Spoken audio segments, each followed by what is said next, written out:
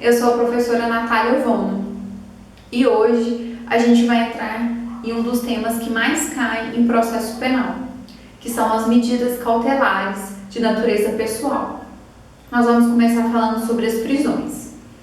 A primeira coisa que a gente precisa saber diferenciar é quando a gente tem uma prisão pena de uma prisão cautelar. A prisão pena é aquela que decorre de uma sentença com trânsito em julgado, diferente da prisão cautelar, onde ainda não há um trânsito em julgado do processo e ela vai ocorrer, essa prisão, durante as investigações criminais ou durante o curso do processo. O nosso ordenamento jurídico compreende 3 espécies de prisões cautelares: a prisão em flagrante, a prisão preventiva e a prisão temporária. Hoje a gente vai falar da prisão em flagrante.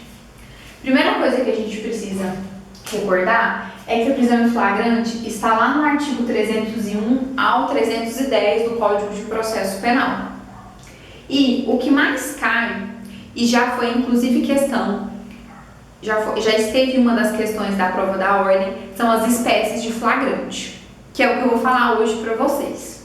Primeiro a gente tem o flagrante obrigatório ou coercitivo, que está lá no artigo 301, que é aquele flagrante dos agentes policiais e das autoridades policiais, que tem o dever, a obrigação de prender quem quer que se encontre em flagrante delito. Diferente do flagrante facultativo, que também está no 301, que é o flagrante de qualquer um do povo, que tem uma faculdade de realizar essa prisão e não um dever. A gente tem também o flagrante próprio, perfeito, real ou verdadeiro, que está lá no 302, no inciso 1 ou no inciso 2. É aquele flagrante da pessoa que está cometendo o crime ou acabou de cometer. É um flagrante que tem que ocorrer no local do delito, justamente por isso, porque o crime está ocorrendo, ele acabou de cometer. Então é preciso que esse flagrante seja lá naquele local do crime. Depois a gente tem o flagrante impróprio, irreal, imperfeito ou quase flagrante, lá do 302, no inciso 3. Aqui nesse flagrante, eu preciso de 3 requisitos necessários para ele estar presente. Eu preciso da perseguição ao agente, eu preciso que essa perseguição seja logo após o cometimento do crime, e eu preciso que exista uma presunção que este é o agente que estava cometendo o crime. Então, logo após o cometimento do crime, qualquer um do povo, ou a própria vítima, ou a autoridade policial, sai em perseguição logo após aquela pessoa que há uma presunção que seja o autor do crime. Então, estamos diante do flagrante impróprio. E nós temos o flagrante ficto, assimilado ou presumido, que também está lá no 302, mas agora no inciso 4.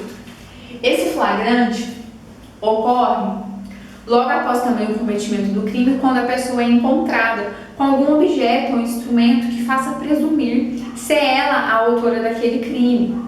Por exemplo, ocorreu um furto de uma bolsa azul estampada. É encontrado um agente com uma bolsa azul estampada, ou seja, há uma presunção de que ele seja o autor daquele delito. Uma presunção. Por isso, o flagrante ficto, assimilado ou presumido. Agora a gente vem falar de outros tipos de flagrantes que não estão na lei, e sim são criações doutrinárias. Primeiro eu trago aqui o flagrante preparado, provocado, crime de ensaio, delito putativo por obra do agente provocador.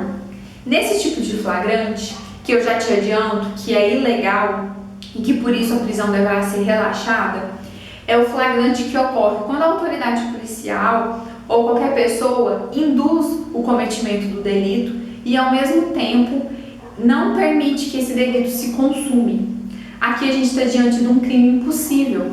Por isso a súmula 145 do STF. Essa súmula, inclusive, já foi questão da prova de ordem. E essa súmula diz o seguinte: não há crime quando a preparação do flagrante pela polícia torna impossível a sua consumação.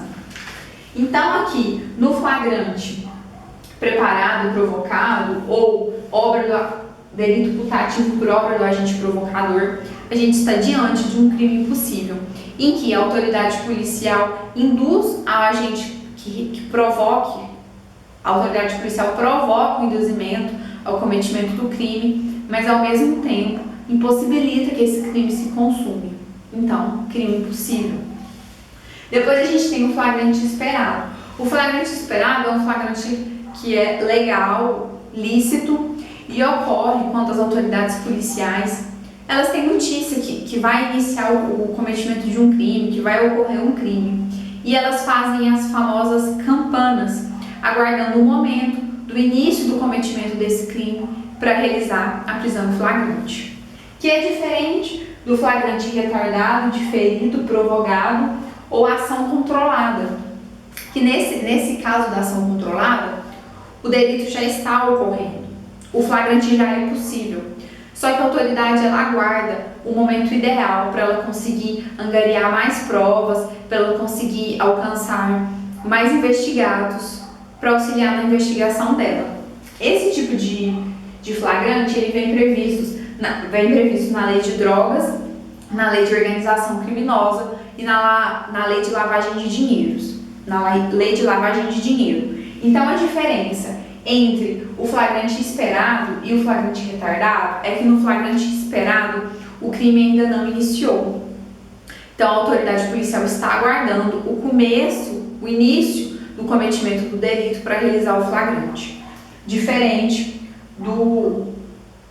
da ação controlada, em que o delito já está ocorrendo. A qualquer momento já é possível realizar o flagrante, mas a autoridade policial vai aguardar o melhor momento, certo?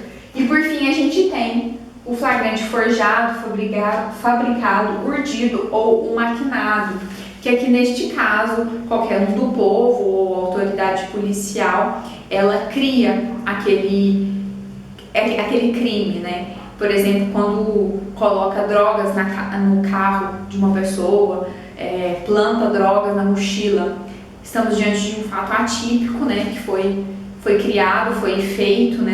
Nunca existiu esse crime e, lógico, o flagrante também é ilegal.